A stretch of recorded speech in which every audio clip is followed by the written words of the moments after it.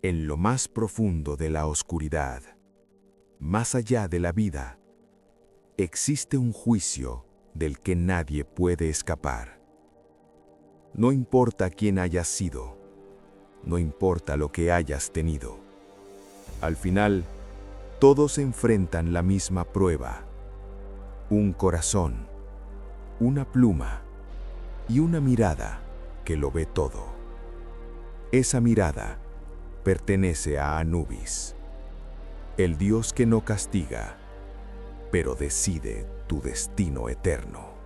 El desierto egipcio guarda secretos. Bajo la arena ardiente, miles de tumbas permanecen selladas, protegidas por símbolos, rituales y una presencia invisible. Los antiguos egipcios no temían a la muerte, la respetaban, la preparaban, la esperaban, porque sabían que la muerte no era el final, era solo el comienzo de un viaje mucho más peligroso. Y en ese viaje había un guía, un ser que caminaba entre la vida y la muerte, un dios con cabeza de chacal que vigilaba cada tumba, cada cuerpo, cada alma. Ese dios era Anubis. El origen de Anubis está envuelto en misterio. Algunas leyendas cuentan que fue hijo de Osiris, el dios de la vida después de la muerte. Otras dicen que nació en secreto, oculto, destinado a cumplir un papel que nadie más podía asumir. Desde su nacimiento, Anubis no era como los demás dioses. No gobernaba el cielo, no controlaba el sol, no inspiraba vida. Él estaba ligado a algo más profundo, a la muerte, pero no como destrucción, sino como transición, porque Anubis no quitaba vidas, las guiaba. En el antiguo Egipto, morir sin protección era el peor destino posible. Los cuerpos debían conservarse, las almas debían orientarse, los rituales debían cumplirse. Y ahí entraba Anubis. Se le consideraba el protector de las tumbas, el vigilante silencioso que evitaba que los espíritus se perdieran. Los sacerdotes lo invocaban en cada entierro, cada vendaje, cada oración. Cada paso del proceso de momificación era guiado por su presencia. Para los egipcios, el cuerpo era sagrado. No era solo carne, era el recipiente del alma. Si el cuerpo se destruía, la alma no podía continuar su viaje. Por eso desarrollaron uno de los procesos más complejos de la historia: la momificación. Y Anubis era el dios de este ritual. Se decía que él mismo había realizado la primera momificación cuando preparó el cuerpo de Osiris tras su muerte. Desde ese momento, se convirtió en el maestro del proceso. Cada órgano extraído, cada vendaje colocado, cada palabra pronunciada, era una imitación de lo que Anubis había hecho. Después de la muerte, la alma no descansaba, comenzaba su verdadero viaje. Un camino oscuro, peligroso, lleno de pruebas. Ese lugar era conocido como el Duat, el inframundo egipcio, un reino donde criaturas extrañas acechaban, donde los errores del pasado podían condenarte y donde solo los dignos podían avanzar. Pero nadie viajaba solo. Anubis aparecía como guía. No hablaba, no juzgaba, solo conducía. Aquí es donde todo cambiaba. El momento más importante, el instante definitivo, el juicio. En una sala sagrada, iluminada por una luz sobrenatural, Anubis colocaba el corazón del difunto en una balanza. En el otro lado, una pluma, la pluma de la verdad. El corazón representaba todo lo que habías hecho, tus acciones, tus mentiras, tus secretos. Si era más pesado que la pluma, significaba que habías vivido con maldad.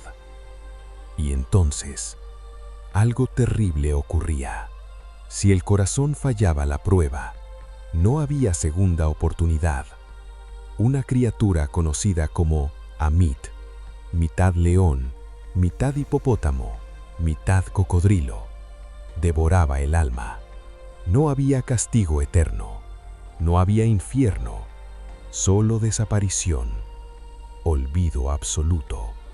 Pero si el corazón era ligero, el alma podía avanzar hacia la eternidad, hacia la paz.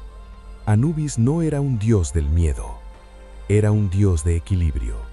No castigaba, revelaba la verdad. Su legado no está en la muerte, sino en lo que hacemos en vida. Porque según los egipcios, cada acción pesa, cada decisión cuenta, y al final, todos enfrentan su propia balanza. Pero había algo más, algo que los antiguos egipcios sabían y que temían olvidar, un conocimiento oculto, un conjunto de palabras, frases sagradas, hechizos capaces de guiar al alma en el Duat. Ese conocimiento fue recopilado en lo que hoy conocemos como el Libro de los Muertos.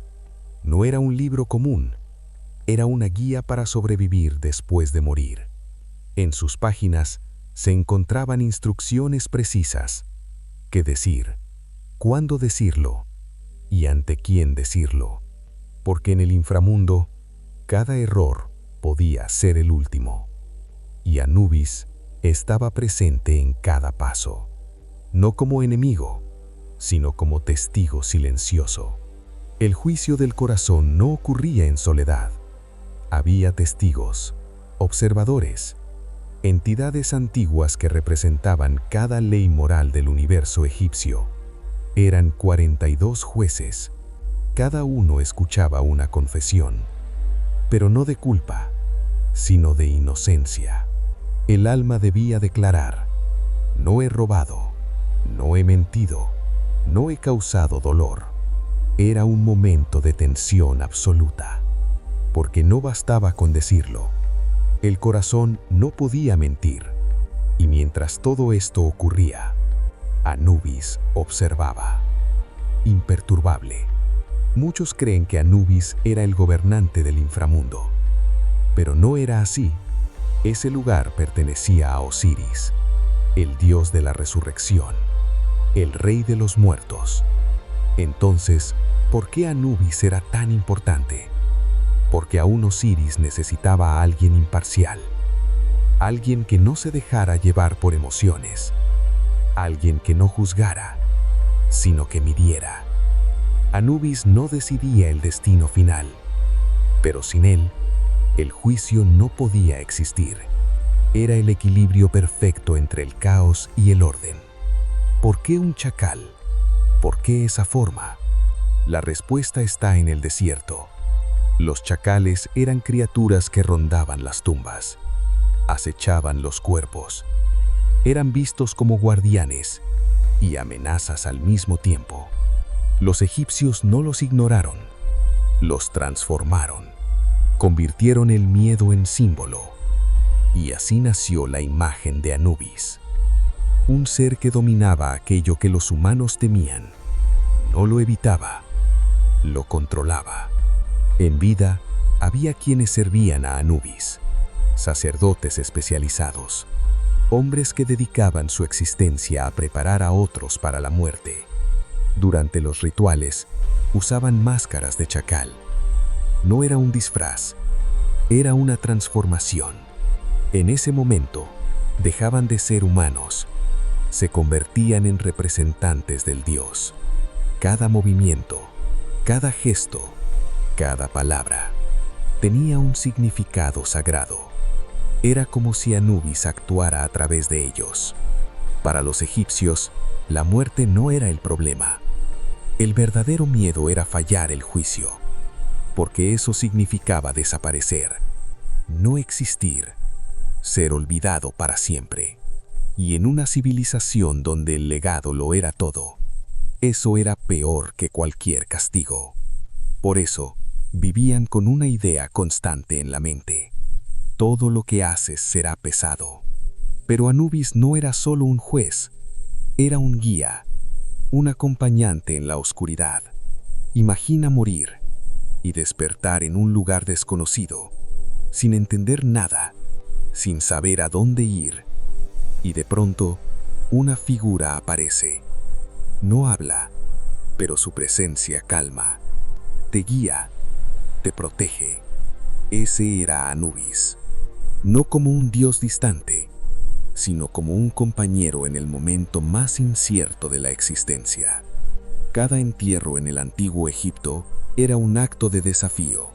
Los cuerpos eran preparados durante días, los órganos colocados en vasos sagrados, amuletos insertados entre las vendas, palabras mágicas susurradas al oído del difunto. Todo tenía un propósito, todo era una estrategia, porque el objetivo no era morir, era continuar, y Anubis era la clave para lograrlo. Con el paso del tiempo, el papel de Anubis cambió. Al inicio, era el principal dios del inframundo, pero cuando el culto a Osiris creció, su rol se transformó. Ya no era el rey, era el juez. Pero eso no lo hizo menos importante, lo hizo indispensable, porque todos, incluso los dioses, necesitan un sistema justo. Miles de años han pasado. Las pirámides siguen en pie. Las tumbas siguen selladas. Pero el concepto de juicio sigue vivo. Hoy, aunque las creencias han cambiado, la idea permanece, que nuestras acciones tienen consecuencias, que existe un equilibrio, que la verdad siempre pesa. Ese es el verdadero legado de Anubis.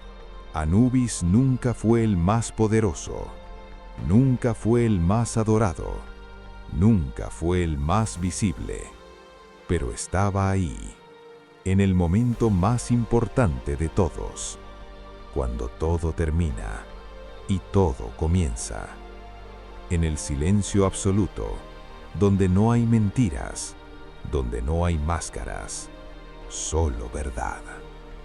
Ahí, Anubis espera.